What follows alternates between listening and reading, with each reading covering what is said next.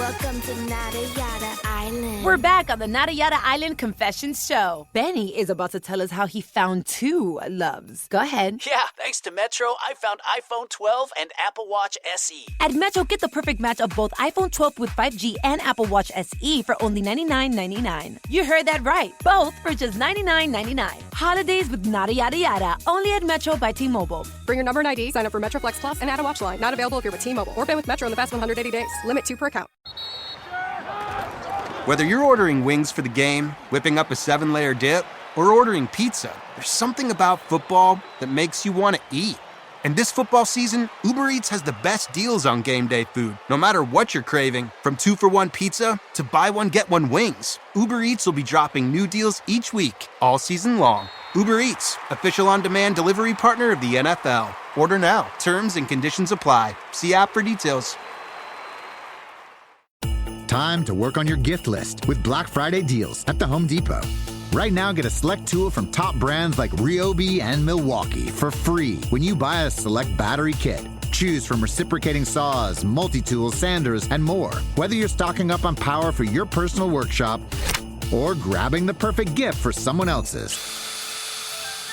Get Black Friday tool deals delivered from the Home Depot. Limit 1 per transaction. Exclusions apply. Full eligible tool list in-store and online.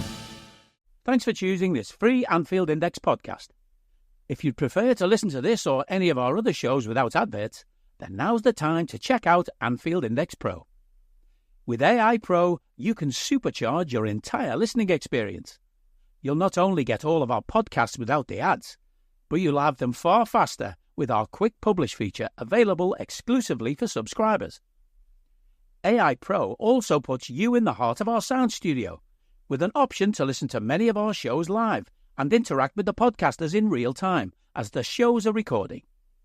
Upgrading couldn't be easier. AI Pro is available on all popular podcast platforms. Just head on over to AnfieldIndexPro.com and get started today. Hello and welcome to your post-match Raw, podcasting to you from my field here in beautiful rural Ireland. I'm Trev Downey, and joining me to give their immediate reactions to Newcastle United 3, Liverpool 3 in the Premier League from St James's Park are Dave Hendrick and Guy Drinkle stepping in this evening to help us out. Fair play to him. Dave, we had the briefest of chats before our mic went live there, and I get the impression you might be in the same mood as me, and I'm sort of probably unreasonably angry after that would be how I describe myself, because I can hear all the rational voices saying, you know, overall balance of play, good away point, etc., etc., etc. All I can see in front of me now is 2 points that we had in our hands and let go. And again, Dave, man, it's mostly all season our lapses that give these fuckers opportunities nearly every single time. The first goal, the Isak goal, call it a wonder hit. Even though you could talk about the build up to that, but call it a wonder hit. But the other two, like so many of the majority of goals that we've conceded, our own sloppiness again. Yeah, I mean the Isak goal, it's brilliant from him, but what annoys me is how the ball got to him. Yeah, exactly. And we can talk about it when we get into the game, but we gave the ball away cheaply. The second goal is dreadful defending, and the third one is just a brainless moment from Queeving. And you're right, like when we're 1 down, you're thinking, I'll take a draw. When we're 2-1 down, you're thinking, I'll take a draw. At 2-2, you're thinking, yeah, probably settle for a draw here. But when you go ahead in the 83rd minute, and you put in all that effort to get yourselves ahead, having been behind twice, then you don't want the draw. No. And I don't care that Chelsea have won tonight. I don't care that Arsenal have won. Ultimately, they're still miles behind us. Or Arsenal haven't won yet. It's 1-0 at the moment. But it's still 2-0, Dave. 2-0 now. Yeah. They're still miles behind us. They're still 7 points behind us. So ultimately, I don't care about that side of it. I care that we've just had this horrendous performance. Like, we were dreadful tonight. That first half showing was an absolute shocker. And it did improve in the second half, without question. But it needed moments of individual brilliance for us to do anything tonight. And then we get let down by... Look, Kelleher's been brilliant since he's come in. Nobody could question how good the lad has been since he's come in. But that is an absolute shocker. An absolute shocker. And there's no hiding from that. It's just very hard to take, Guy, because your heart goes out to the kid because, like Dave said, he's been outrageously good for us, but it's a poor lapse in judgment. And I mean, you could even continue to share out the blame and say, well, Trent should probably stay with Schär and block his effort and match him stride for stride. But you know, there's blame can be apportioned around the place, which is so. This is what's so dispiriting about it. And this is where I want to bring you in, Guy, because yeah, it is a lead cut back to 7 and whatever it is now for City, 9 or whatever the fuck it is, and it's still a sizable gap.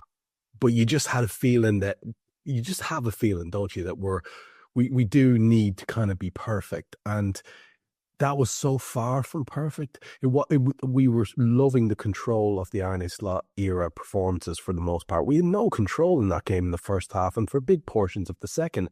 And even when we were pushing front foot, Guy, it was sort of hair on fire, just getting there before the other guy kind of stuff that, yeah, it's exhilarating and all.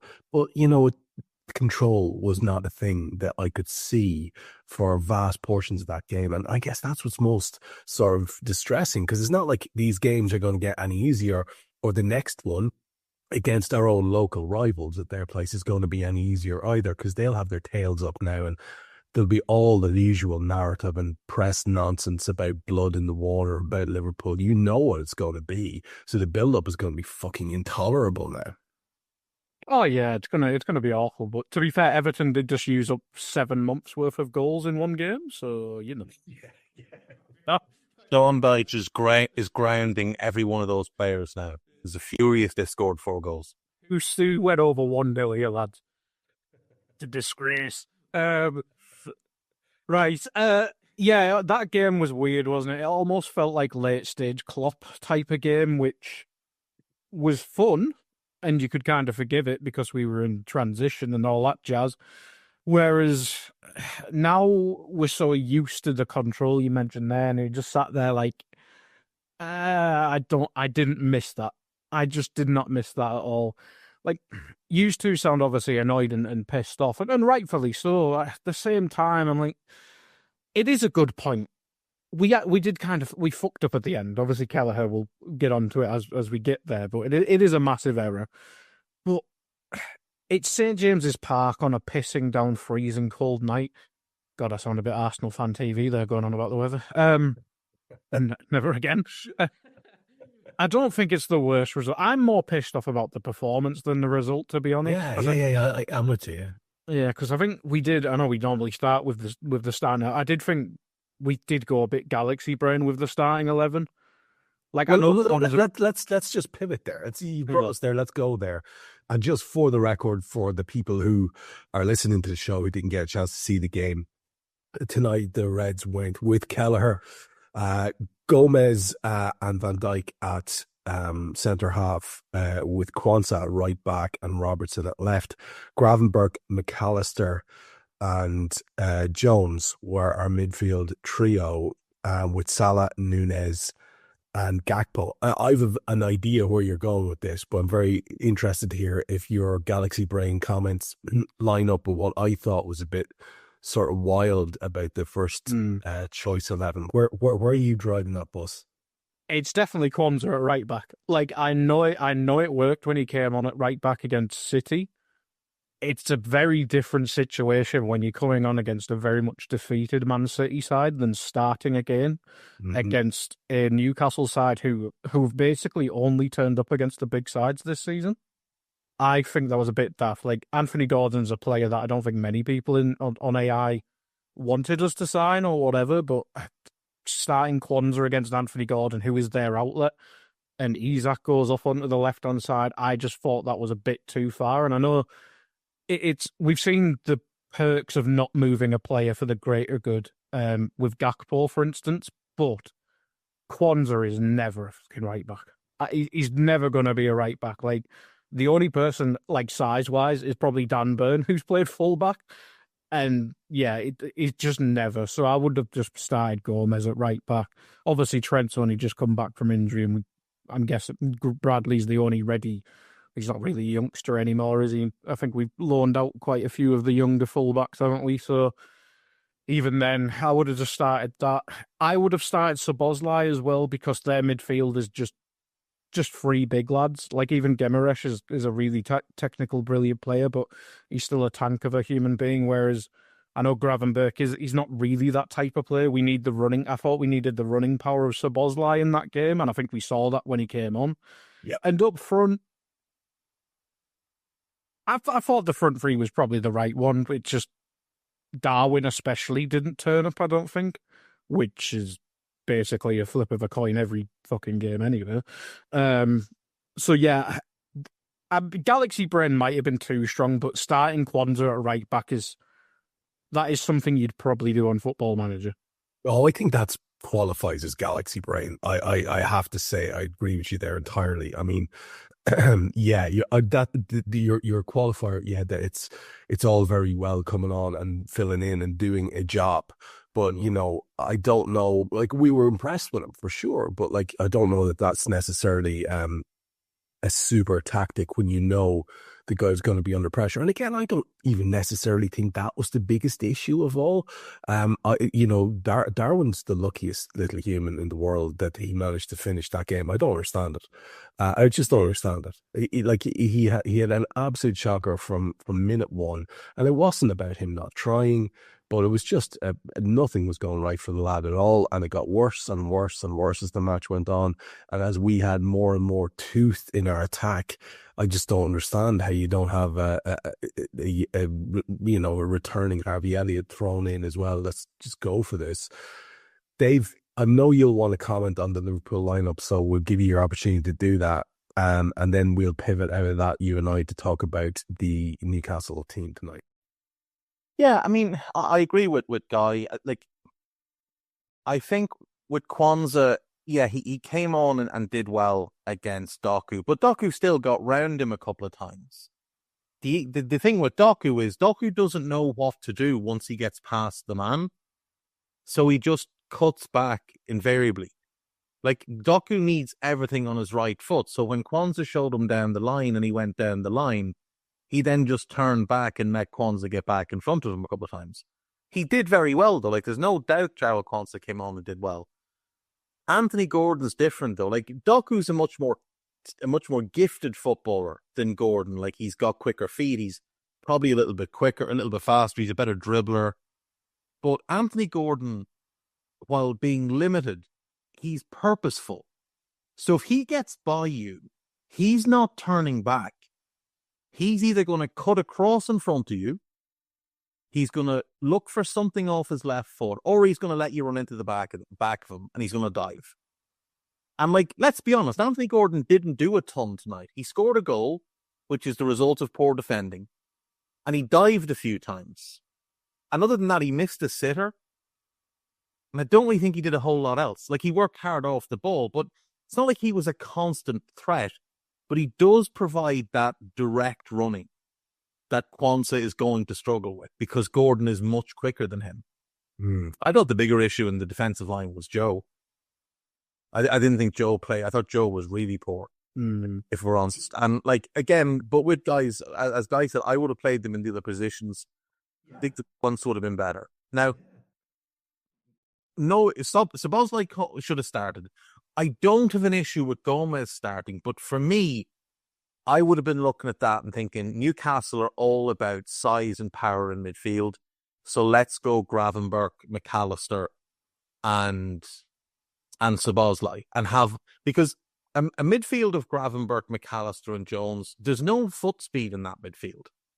Like, none of them are quick. Gravenberch, when he opens his legs up, can gallop away from people, but he doesn't have short distance speed.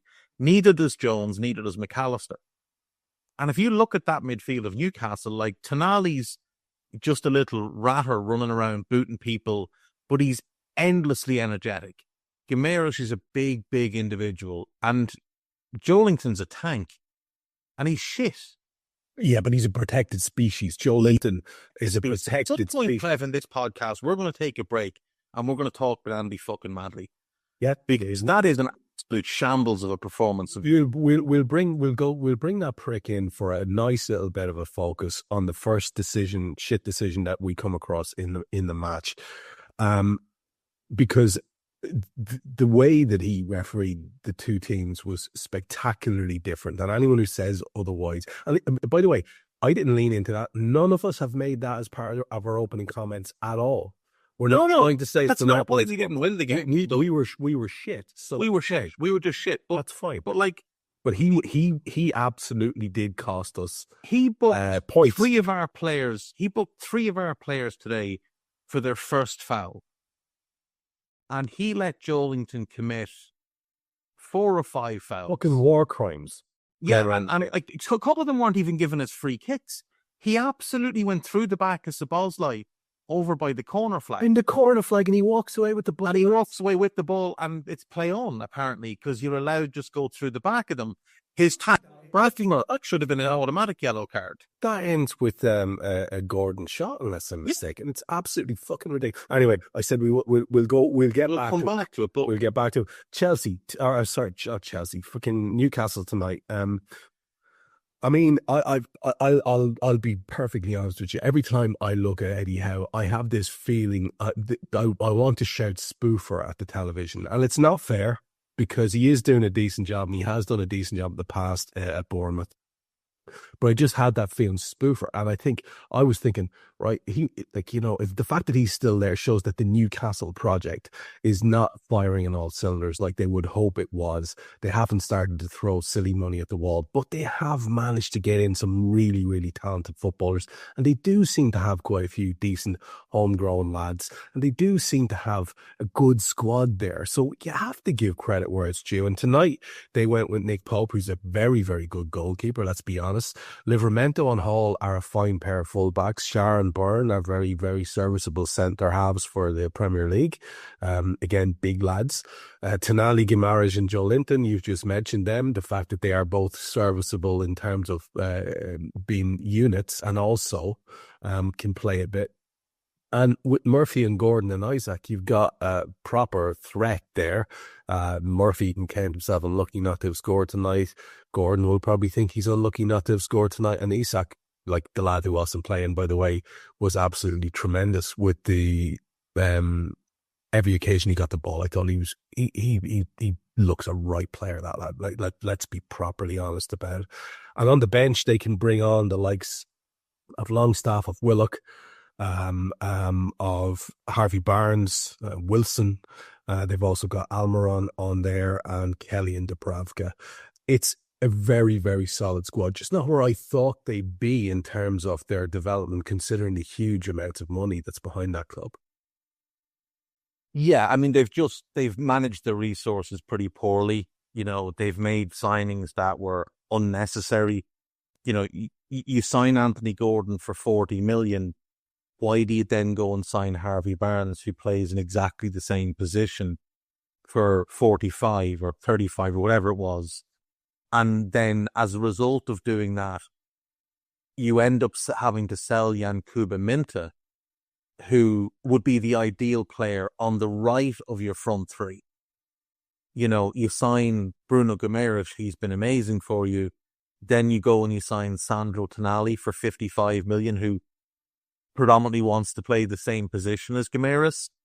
It's not really a smart move. And ultimately that means you have to sell Elliot Anderson, a player that would actually fit well with Guimaraes, for 35 million or whatever it was to fit, to, you know, balance your books.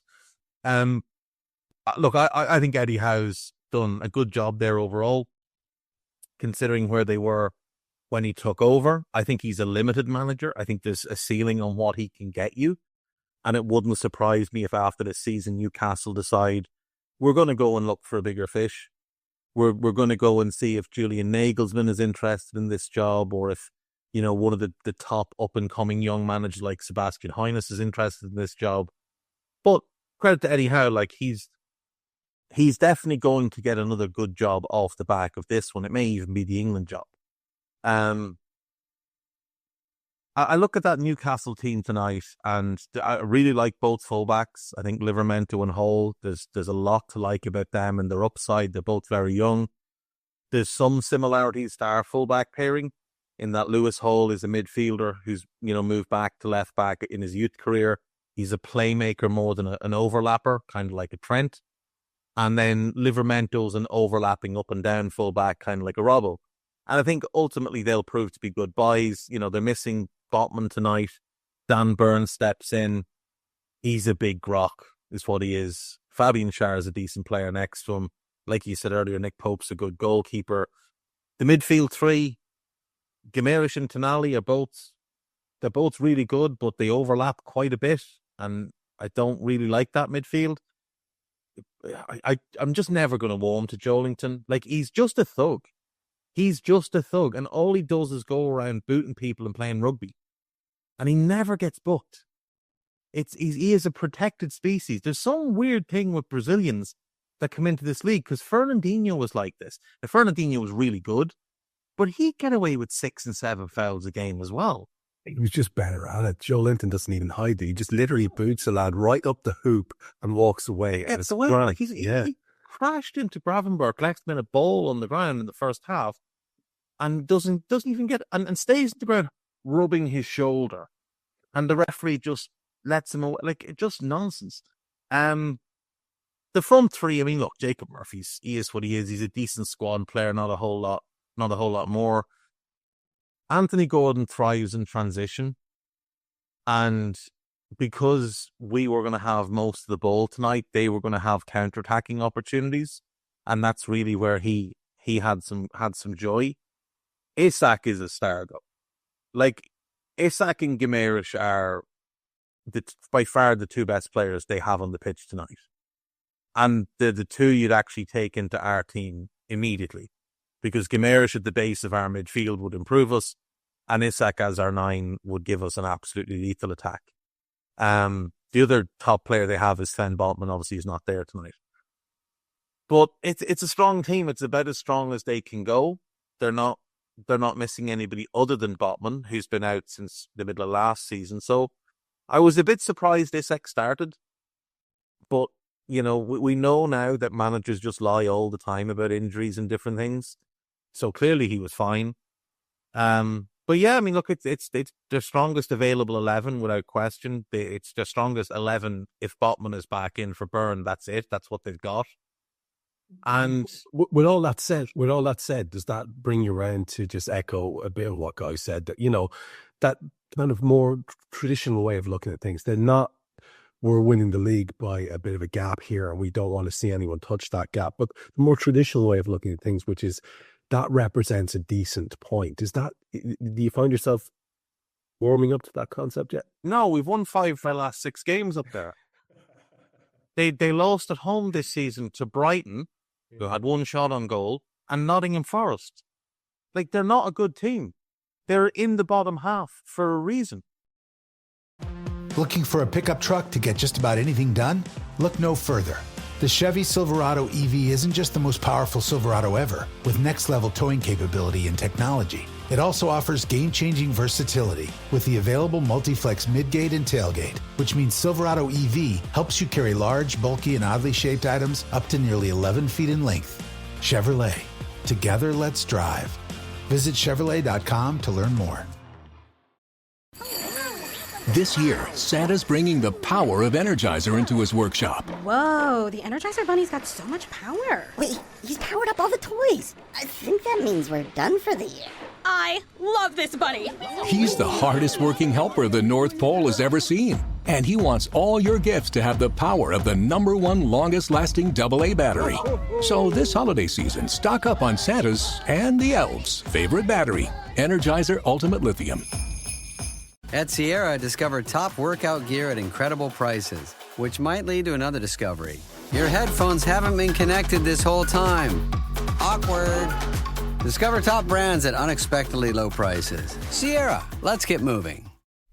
I don't need a VPN. I've got nothing to hide. Ha. This is what I used to tell myself before I hooked up with LibertyShield.com.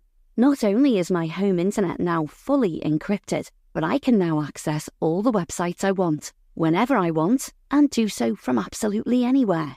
As a Liverpool fan, I love to know I can now watch every match, regardless of whether it's on UK TV or not. My Liberty Shield VPN makes sure nothing is blocked and guarantees me super fast streaming speed throughout that match. You can get connected right now with their software package, which includes a 48-hour no-obligation free trial and instant access to their apps for Apple, Android, Fire TV, PC, Mac and Android TV. Or go a step further like I have and get one of their pre-configured VPN routers. These small but powerful devices allow you to easily connect every device in your home to VPN, making it the perfect solution for smart TVs, Mac boxes and games consoles. Visit LibertyShield.com today and use coupon code AIVPN25 to get 25% off at checkout. Yeah. Well, let's get into the details of what happened because there are many of them. And we are going to keep this as brief as we can, folks, this evening. So we're going to blitz through the match details because we want to have a chat about the abomination that is Andy Madley. If anything, it's amazing. I think he's actually worse than his brother. And we will talk. He is the evil of two lessers, is what he is. The evil of two lessers is a nice way of putting it. I'm into that. So, Guy, let's have a look at the first half. And right off the bat, there's a Tonali hit in the first minute, pushed around the post and wide by Queeveen after they kind of did us up like a kipper in midfield, which was unfortunately a recurring event. That went out for a corner, which broke to Hall, and his sort of half volley is well over the top. But he shouldn't get the chance to shoot, which really pissed me off. I will say that. We didn't have that discipline to stop the shot. I knew from that moment I had a bad-ish feeling. Gravenberch got mugged in the first 3 minutes twice. And it wasn't a thing that stopped happening as we went on. 11 minutes. 11 minutes. There was another opportunity. Virgil had to put out a dangerous Isak cross for a corner. 13. We actually fashioned the first of our couple of opportunities. First of all, Mac is a half volley that's pushed out of the bottom corner. It leads to a corner. And when the ball breaks from we did a few short corners, which I don't know what the thoughts was there.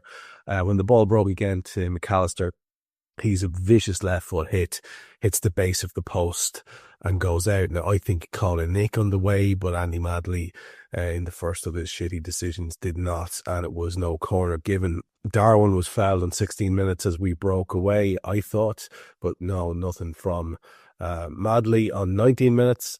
McAllister picks up the first of our yellow cards, which start to pile up pretty quick. And he actually got the yellow card, McAllister, because Schär did a cry at Madley. I'm convinced of that because the actual contact was fucking minimal. 21 It was delayed as well, wasn't it? It was delayed. Why was he having to tackle Fabian Schär? How does Fabian Schär pick the ball up and just run past multiple players? That's outrageous. It's outrageous. It was everything that was wrong with us was him having to get an incorrect yellow at that point. 21 minutes, Mo gets robbed by Anthony Gordon.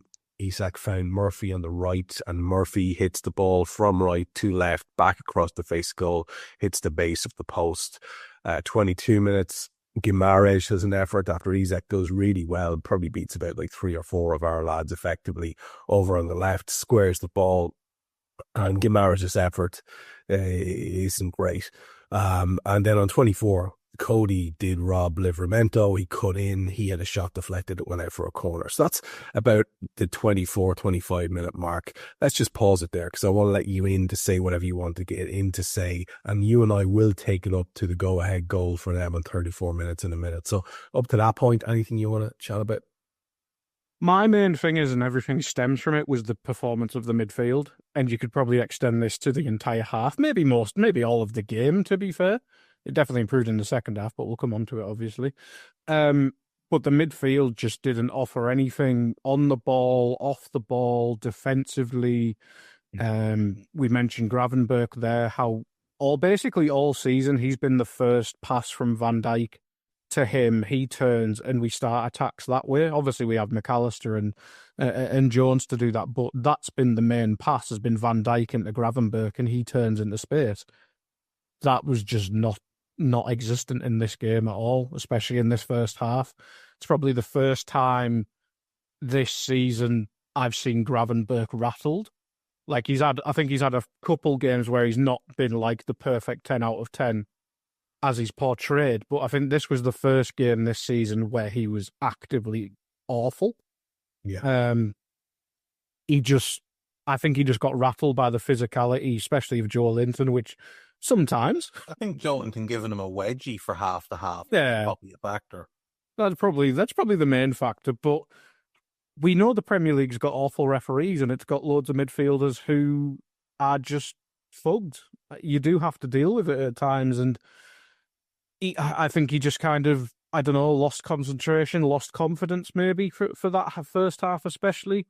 I think that was the main issue. And I think you saw the knock-on effect of our midfield structure. Jones kind of just didn't impact the game at all. Whenever he got the ball, he seemed to just lose it or just not make an impact with it. McAllister, we got that early yellow card and he couldn't really impact the game. I just thought the midfield was the root cause of everything, because we couldn't get the ball to Mo, and whenever Mo did get the ball, he was surrounded by four people. We saw that on one of their big chances where, I think it might have been actually the goal, where he loses the ball. Gakpo never really touched the ball other than that corner he won in the first half. Darwin, apart from fucking up some counter-attacks, didn't really do anything in the first half. And defensively, I mean, for example, that Jacob Murphy one where it falls into our left-back space. I mean, Robbo's job, especially when we've got three centre-backs playing, is to obviously get forward. There's no protection there. Like, Van Dijk would have to have shifted to left-back, or Robbo would have had to have sprinted 30 yards back, but our midfield's literally is watching them run into this space, and you're like, maybe one of yous could fucking go back there? I just thought that was probably the first game this season where not any of the midfielders stood out for good reason. I think that's really fair. Sorry, go ahead. I was just going to say, I think Szoboszlai came on and made a positive change in that. Yeah. But overall, the midfield was fucking stanky today. They stank the place out in that first half, and you're so right. It was like nothing. There was nothing coming from them, and it was immediately apparent. And this isn't hindsight. It was immediately apparent that Gravenberch's head was gone. And you're right. He was playing like a lad whose head was gone, who was rattled, as you said. And on 27 minutes, we did see something halfway decent in terms of Quansah doing some full-back play. He carried the ball into the box. He passed the ball to Mo. He couldn't get his shot away. Gravenberch robbed really badly for the third time on the 28-minute mark. It was like a fucking mugging each of these times. That's the only reason I mention it. It's not like I'm actually pretty high on Gravenberch at the moment, but he was getting very, very picked out and very isolated. He was the one who was sort of making up balls of most of the one-on-one situations. But you're so right. Curtis wasn't exactly standing up and being man of the hour, and neither was Mac in terms of that defensive quality for sure. Joe Linton commits a foul in 29 minutes. It's a yellow card foul, but he goes down on the ground and pretends he's sore. And so he stays down long enough that he gets up and gets away with it. No yellow card. We do win a corner in 32 minutes, and we're pricking around with short corners. I'd love to know why we're doing short corners now. What was the big fucking notion there? 33 minutes, Joe Gomez makes a very big intervention. I think it's against Hall as they're raiding. It's either Hall or Everton boy, and it was Gordon, was it?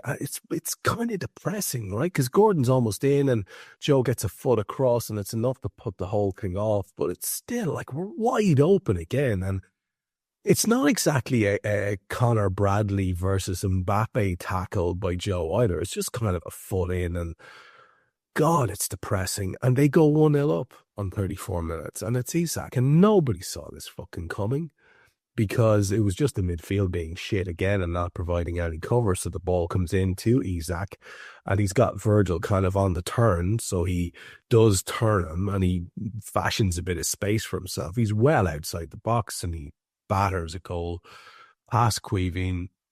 It's kind of upper middle height. It's not in any corner, but it's powerfully hit, and I guess you just have to give the credit where it's due for a wonder strike every so often. But again, as Dave said earlier on, as I was alluding to in my opening, it just felt a little bit like it shouldn't have gotten to that opportunity where Virgil's kind of on the half turn and looking behind him as Isak just opens it up and has a shot. Maybe you just have to doff your cap and go, well, if you're going to score from there, fair fucking play. And we can't always block every ball into that area. But it just felt again like it was kind of symptomatic of what was happening in that half, Guy. I think you have to give praise to Isak because it's a fucking rocket launcher of a finish. Like, I don't think Alisson's saving that. I think that's the best way to put it. So I don't think you can blame Kelleher for that at all. It's just a mess all around. Like, the pass into Isak is so easy. Like, there's no pressure on the ball. The defensive line is it's just basically a fucking big zigzag at that stage. I think Van Dijk drops off because I think, well, there's no midfield. We might drop off a bit here. He's the only one who drops off. Isak's quite quick-footed for a lad who's 7 foot tall. And then he just unleashes, like, fucking Zeus's fucking thunderbolt from his right foot all of a sudden.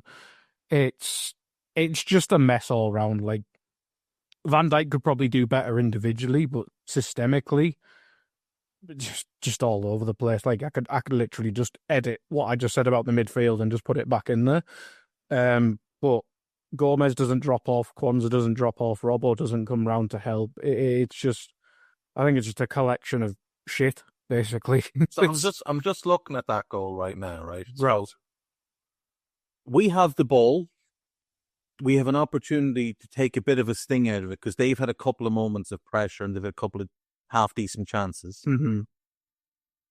The ball is aimlessly hiked up towards Mo. It's overhit. Lewis Hall gets it, plays it across to Schär. Schär plays it into Guimaraes. McAllister presses him. Guimaraes spins, shoots it into Isak, right? When he plays it into Isak, Joe Gomez and Virgil are about 5 yards apart, but Joe Gomez is about 3 yards further forward than Virgil.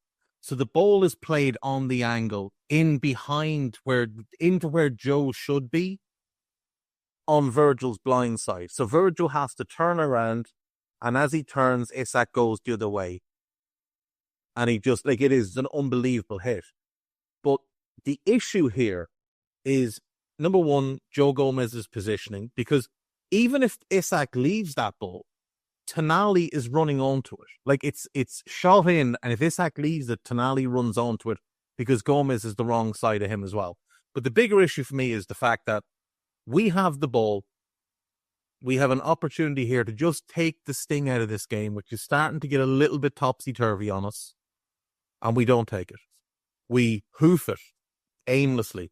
And there were moments where hoofing it what was needed by Liverpool, and they didn't do it. They pricked about with it and gave the ball up in their own defensive third.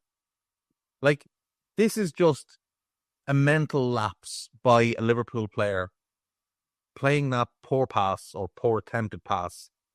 And then, as I look at this, that same player is walking, not running, walking. That's a shocker. Like, that's an absolute shocker that we've gifted them the opportunity. All credit goes to Isak. It's a great hit. He does brilliantly to let Virgil turn one way and then immediately shift it the other way and get the shot away before Virgil can close him again. But the ball should never have been given back to Newcastle is the simple fact of it. And look, like, that first, however long, the first 5-6 minutes, they were all over us. It was a bit like us against City. Then it felt like we got a bit of a grip on it, and it was pretty even. And then for some reason we lost that grip. Maybe we couldn't cope with the physicality. Maybe we got a bit rattled, whatever the case may be. And they just started to rip through us and rip through our midfield. And that midfield did not work today at all. It didn't work today at all. There's no speed in that midfield.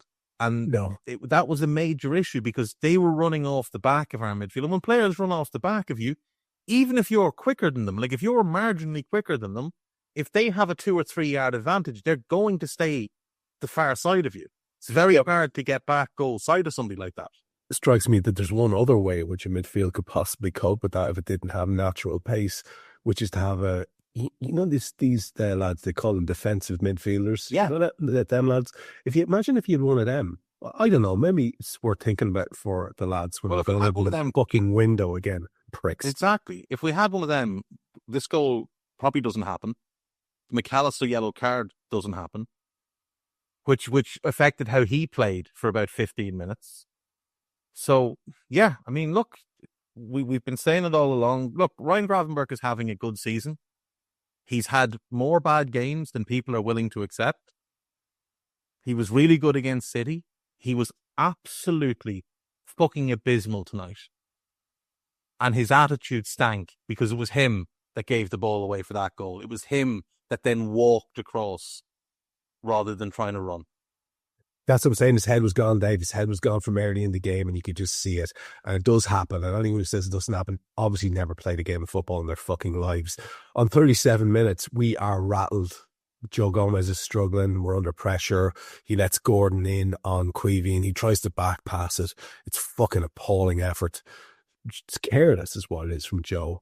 And Gordon gets in past him, and Queeving's fucking immense. And let's be honest, he has been immense since he came in. And for all the talk there will be about that last goal, it's unfortunate to be focusing on this kid because he has been fucking brilliant to the point that you didn't even really miss Ali.